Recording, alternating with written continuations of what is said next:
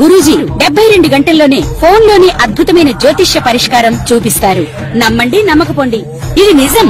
శ్మశాన కాళి రుద్ర చౌడీదేవి ఆరాధకులు నంబర్ 1 వశీకరణ స్పెషలిస్ట్.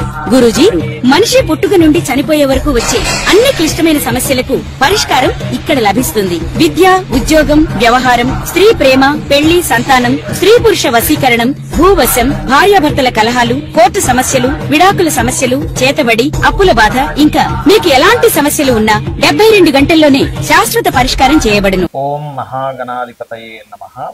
ఓం గురుభ్యో నమః. ఓం శ్రీమాత్రే నమః. మనం ఈరోజు శని గురువులు ట్రాన్సిట్లో గోచారంలో ఒకే రాశి మీద పడ్డప్పుడు 12 లగ్నాల వారికి ఎటువంటి ఫలితాలు జరుగుతాయి. శని గురువులు ఒకవైపు మనకి డబుల్ ట్రాన్సిట్ కలిగించడం వల్ల మంచి శుభకరమైనటువంటి ఫ్రూట్ఫుల్స్ జరుగుతుంది, ఎటువంటి సందేహం లేదు. అలాగే కుజకేతువు కూడా కలిసి ఉంటున్నారు. మనకి ఈ రెండింటిని గమనించుకోవాలి.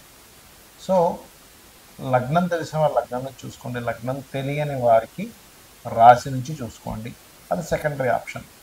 సో ఈ విషయాలు చెప్తుంది నేనైనప్పటికీ కూడా చెప్పిస్తుంది సాక్షాత్ లలిత అమ్మవారిగా భావిస్తూ ఒక్కొక్క లగ్నం గురించి మనం తెలుసుకుందాం.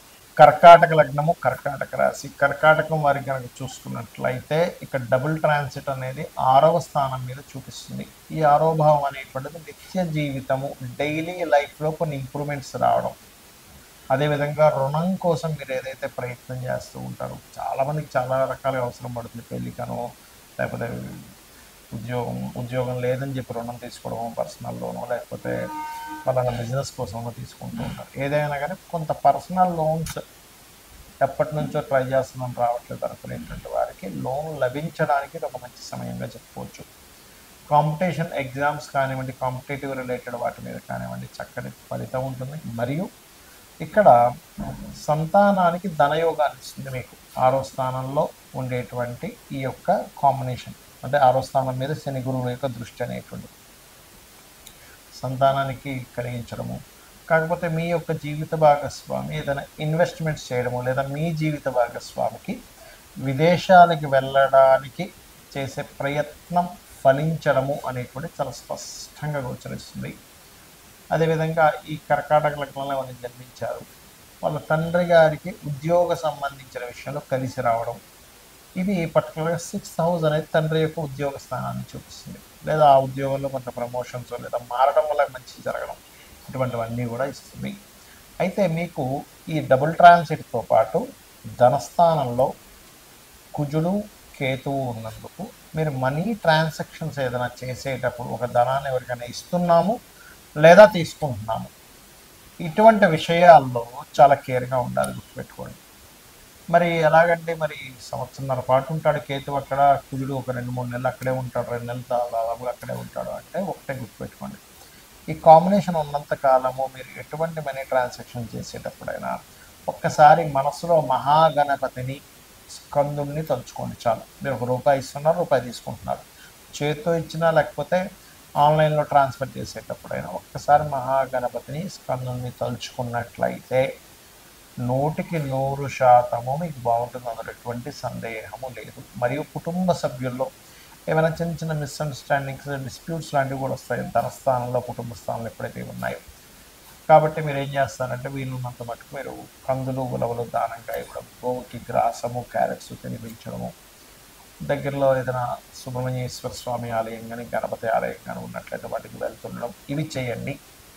ఇవి కనుక చేసినట్లయితే ఖచ్చితంగా మీకు బాగుంటుంది, అందులో ఎటువంటి సందేహం లేదు.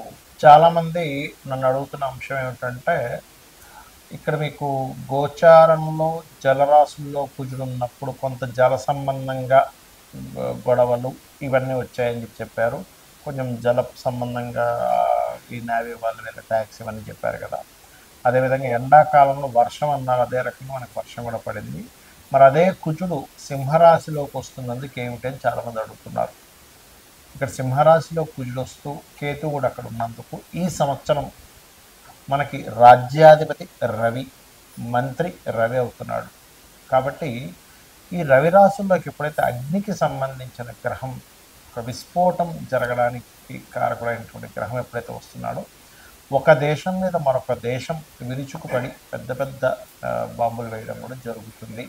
అది ఇండియా పాకిస్తాన్ అవ్వాల్సిన అవసరం లేదు, ఉక్రెయిన్ రష్యా కూడా అవ్వచ్చు, లేకపోతే అమెరికా ఇంకో దేశం కూడా కావచ్చు, ఏదైనా ఒక దేశం కావచ్చు. ఆ దేశం మీద పెద్ద స్థాయిలో ఎక్కువ ఉష్ణాన్ని కలిగించేటువంటిది వేయడం జరుగుతుంది.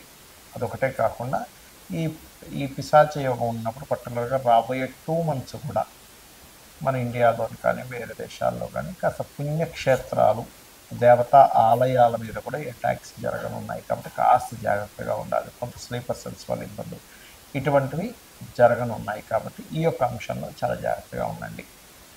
అయితే ఇక్కడ ఎవరి జన్మజాత చక్రంలో అయినా గుర్తుపెట్టుకోండి, వాళ్ళ పర్సనల్ చార్ట్లో ఇప్పటివరకు మనం ఏదైతే డబుల్ ట్రాన్సిట్ గురించి చెప్పుకున్నామో వాళ్ళ పర్సనల్ చార్ట్లో కనుక కొంతమంది చూడండి, ఇప్పుడు నాకు ధనం వస్తుందా లేదా అనుకుంటూ ఉంటారు.